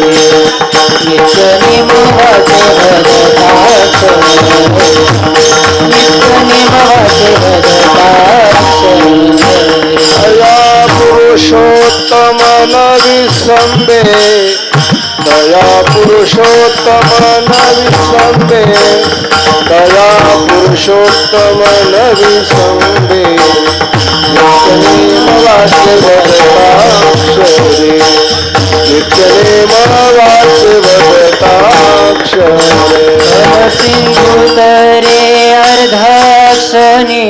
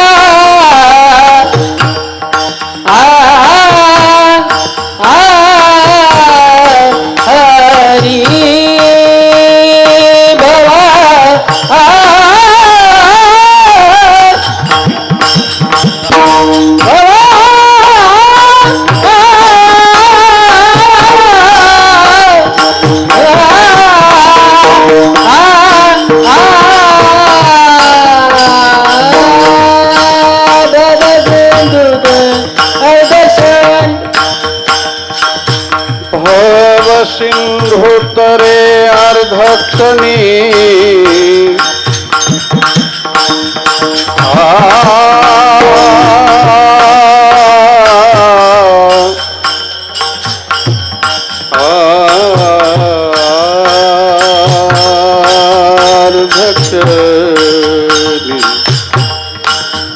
भव सिंधुतरे अर्धक्षणी, भव सिंधुतरे, भव सिंधुतरे.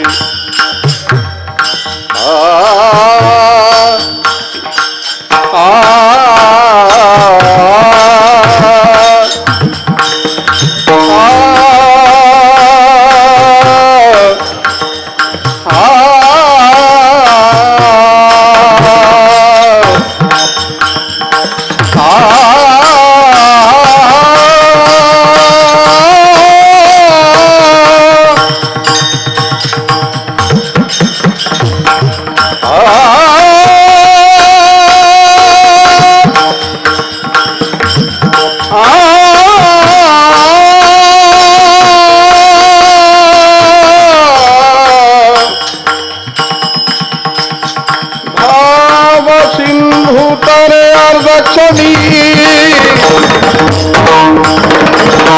भव सिंधुतरे अर्धक्षणी, सिंधुतरे अर्धक्षणी,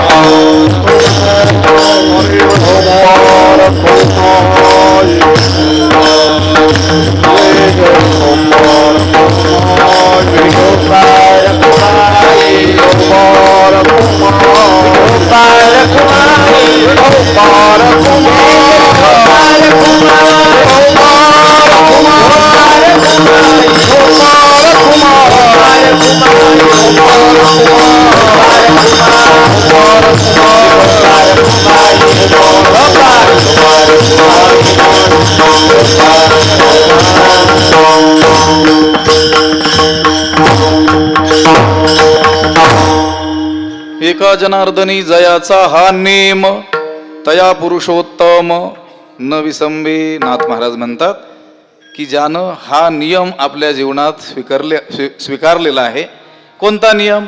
एक तर मुखानं केवळ गीता या 2 अक्षराचं पुन्हा पुन्हा उच्चारण करणं, गीता गीता गीता गीता गीता असं जो म्हणतो, किंवा नित्य नियमानं त्या गीतेचं जो काय करतो, पठण करतो, हा नियम ज्यानं आपल्या जीवनात स्वीकारलेला आहे. तया पुरुषोत्तम न विसंबे. भगवंत त्याला विसरत नाही. त्या देवाचं ठरलेलं आहे. ये यथा माम प्रपद्यन्ते तांस तथैव भजाम्यहम. आपण जर त्याचं स्मरण करू तर तो आपलं काय करील? स्मरण करील.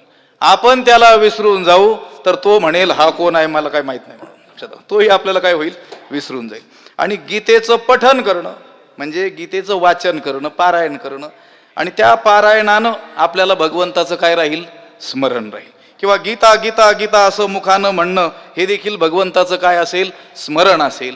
मग आपण भगवंताचं स्मरण करू तर त्या बदल्यात तो देव देखील आपलं काय करील? स्मरण करील. आणि मग ज्याचं स्मरण देव करतो त्याला हा भवसिंधू पैलतीराला उतरून जाण्याकरिता काही कष्ट आहेत का? त्याच्या वाट्याला ही अविद्या माया इत्यादी येईल का? येणारच नाही. अहो, सामान्य एखाद्या तालुक्याचा अधिकारी ओळखीचा असेल, ज्याच्या ओळखीचा असेल तो मोठ्या तोऱ्यात चालतो, हा माझा सोयरा आहे, माझा पाहुणा आहे, आणि मग भगवंत माझ्या सोबत आहे ही जर भावना झाली तर तो काळालाही दाद देणार नाही. तया पुरुषोत्तम न विसंबे. त्याला तो देव कधीही विसरणार नाही, ज्यानं हा नियम आपल्या जीवनामध्ये काय केलेला आहे? स्वीकारलेला आहे, असं नाथ महाराज म्हणतात. एका जनार्दनी जयाचा हा नेम तया पुरुषोत्तम न विसंबे. मी मगाशी बोलून गेलो, आपल्या या संप्रदायामध्ये, आपल्या परंपरेमध्ये नियमाला अतिशय काय दिलेलं आहे? महत्त्व दिलेलं आहे. किती साधना केली त्या संख्येला महत्त्व नसून नियमानं किती केली याला आपल्या मोठ्या लोकांनी, महात्म्यांनी, गुरुजनांनी महत्त्व दिलेलं आहे. मग आपल्याला नियम सांगताना त्यांनी काय सांगितलं? असं 8-10 तास काही सांगितलंय का नियम? नाही. काय काय काय करायचं सांगितलंय? हरिपाठ करायचं सांगितलंय. संध्या, वारकऱ्याची संध्या हरिपाठ करायचं सांगितलंय. वाचता येत असेल गीता तर कमीत कमी 1 अध्याय, 2 अध्याय, काही श्लोक हे वाचन करायचं आपल्याला काय केलं आहे? सांगितलेलं आहे. काही काकडा ते अभंग आपल्याला हे उच्चारण्याचे काय केले आहेत? सांगितलेले आहेत. पण कसं केलं पाहिजे? नियमपूर्वक केलं पाहिजे. साधनेमध्ये सातत्याला अधिक काय आहे? महत्व आहे. कोणत्याही साधनेमध्ये. मग अशी मी बोलून गेलो, तुम्ही अगदी व्यावहारिक पातळीवर असलेली कामं सुद्धा, पण त्यामध्ये नित्य नियमाने केलेली कामं तीच फलदायी ठरत असतात. आणि अभ्यासाचं देखील तसंच आहे. भरमसाठ अभ्यास केला आणि पुन्हा त्याला आवर्तन केलं नाही की पुढं पाठन मागं सपाट होऊन जातं. म्हणून एक श्लोक आहे प्राचीन शिक्षाशास्त्रामध्ये आलेला की एखादी गोष्ट पाठ करायची असेल तर किती वेळेस ती वाचली पाहिजे. ऊर्ध्वम सहस्राद आमनानम सततम चान्ववेक्षणम. अर्धा श्लोक आपल्याला सांगतो, बस गरिबी हटाव योजना. त्यांनी सांगितलं जी गोष्ट कंठस्थ करायची आणि मरेपर्यंत विसरू नये असं वाटत असेल, तो श्लोक, ती ओवी, तो अभंग समोर ठेवून आपलाच आवाज आपल्याला ऐकू येईल एवढ्या आवाजात 1000हून अधिक वेळेस घोकावा. आम्ही म्हणतो आमच्या पाठच होत नाही. किती वेळेस वाचलं? 2-4 वेळेस वाचलं. आपल्या नानाचे होईल का पाठ? आणि हे ज्या काळात सांगितलं त्या काळात ऋषी सांगायला विसरलेले नाही, युग परत्वे याची संख्या दुप्पट करा बोललेलं कळालं. हे 1000 संख्या कधी सांगितलेली आहे? कृतयुगात. आता कलियुग आहे, त्याला 4 ने गुणायचं. किती वेळेस वाचावं लागेल? ज्याला कोणता श्लोक कंठस्थ करायचा आणि मरेपर्यंत विसरू नये असं वाटत असेल त्याने किती वेळेस घोकायचा? किती?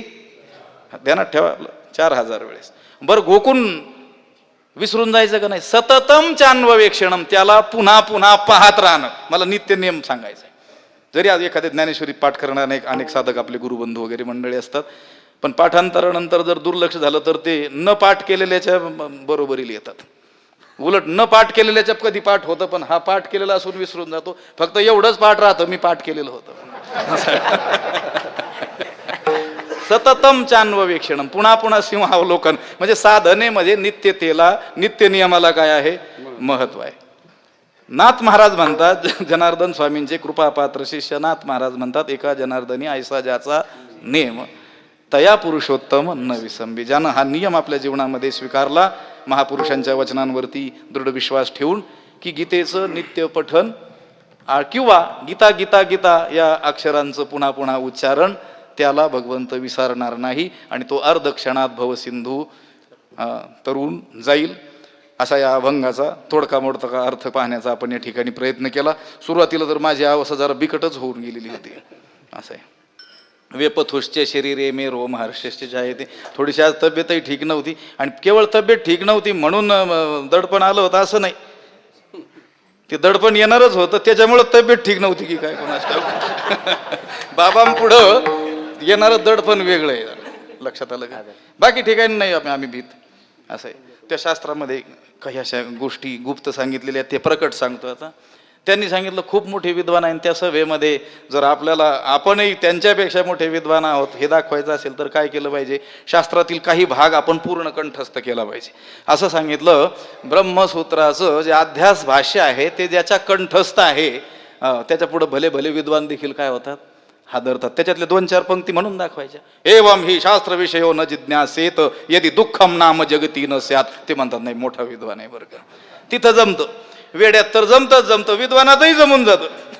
पण संतांपुढे बोलताना मात्र लक्षात आलं का, कारण ते ज्या स्थितीला पोहोचलेले आहेत त्या स्थितीचं आपण केवळ शब्दामध्ये काय करायचंय, वर्णन करायचं, ती काय आपली स्थिती नाही आहे, तो काय आपला अनुभव नाही आहे. केवळ आपल्याकडे काय आहेत, शब्द आहेत आणि त्या शब्दांच्या आधारे आपण त्यांचं वर्णन करू पाहतो. पण शाब्दिकाचे काम नाही येथे, म्हणजे येथे तर नाहीच देवगडमध्ये, लक्षात आलं. अन्यत्र व्याख्यान वगैरे करायचं असेल तर शाब्दिकाचंच काम आहे, कारण शब्दाशिवाय बोलता येणार नाही. पण संतांचा महिमा तो बहुदुर्गम, शाब्दिकाचे काम.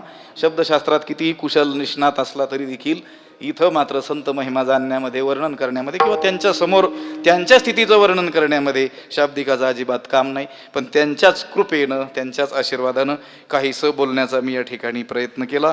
झालेली सेवा भगवंताच्या चरणी समर्पित करूया. दत्तप्रभूंच्या चरणी, ब्रह्मलीन किसनगिरी बाबांच्या चरणी, सद्गुरू बाबांच्या चरणी समर्पित करून या ठिकाणी आपण थांबूया. ज्ञानेश्वर माऊली धनराज माऊली सद्गुरु कृष्णगिरी महाराज.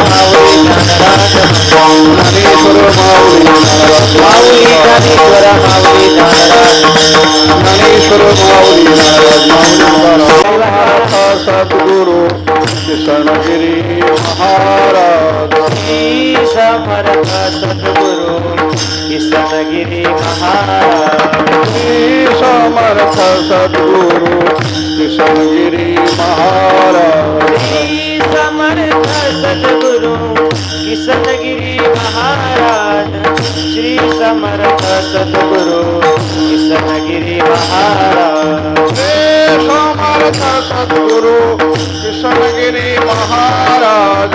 श्री समर्थ सद्गुरु किसनगिरी महाराज. समर्थ सद्गुरु कृष्णगिरी महाराज. श्री समर्थ सद्गुरु श्री समर्थ सद्गुरु किसनगिरी महाराज. श्री समर्थ सद्गुरु कृष्णगिरी महाराज. समर्थ सद्गुरु किसनगिरी महाराज. समर्थ सद्गुरु कृष्णगिरी महाराज. बाबाजींच्या आज्ञेनं, त्यांच्या अनुमतीनं एका ग्रंथाचं प्रकाशन करायचं आहे. श्री ज्ञानेश्वर दिग्विजय या नावाचा संत श्री ज्ञानेश्वर महाराजांचा चरित्र ग्रंथ आहे. त्याची ही 2री आवृत्ती आहे आणि माझे लहान गुरुबंधू असलेले श्याम महाराज पंढरपूरकर, आमच्या स्वामीजींकडे ते शिकलेले आहेत, त्यांनी हा लिहिलेला आहे. पहिली आवृत्ती संपलेली आहे, पण 2री आवृत्तीचं प्रकाशन सद्गुरू बाबांच्या हस्ते या ठिकाणी करायचं आहे.